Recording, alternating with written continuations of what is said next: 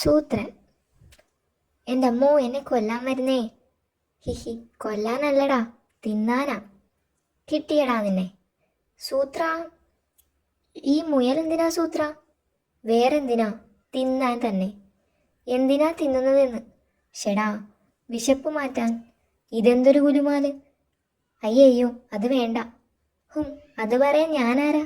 അല്ല, താനാരാ? ഞാനല്ല, തൻ്റെ അമ്മാവനാ പറഞ്ഞത്. തന്നോട് പറയാൻ പറഞ്ഞു. ഏ അയ്യയ്യോ, കാട്ടിലെ മുയലുകൾക്ക് വല്ല വിഷബാധയും ഉണ്ടാകും.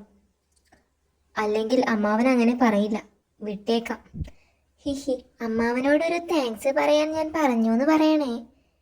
കാട്ടിലെ എല്ലാ മുയലിലും വിഷമുണ്ടോ? വിഷമോ? എന്തു വിഷം? പിന്നെന്തിനാ മുയലിനെ വിടാൻ പറഞ്ഞത്? അമ്മാവൻ പറഞ്ഞത് അതല്ല സൂത്ര.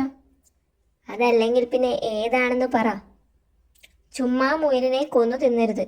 മുയലിനും ഉണ്ടാകില്ലേ വേദന? അത് കുറുക്കന്മാർ മനസ്സിലാക്കണ്ടേ? അതുകൊണ്ട് കുറുക്കന്മാർ മുയലിനെ ഭക്ഷണമാക്കരുത് എന്ന് അമ്മാവൻ പറഞ്ഞു.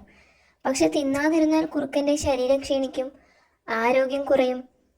അങ്ങനെ ആരോഗ്യം കുറയാതിരിക്കാനുള്ള മരുന്നായി മുയലിനെ തിന്നാം. ഭക്ഷണമായി വേണ്ട, മരുന്നായി കഴിച്ചാൽ മതി എന്നാ അമ്മാവൻ പറഞ്ഞത്. അതുകൊണ്ട് താൻ പോയി ആ മുയലിനെ പിടിച്ച് മരുന്നായിട്ട് തിന്നു.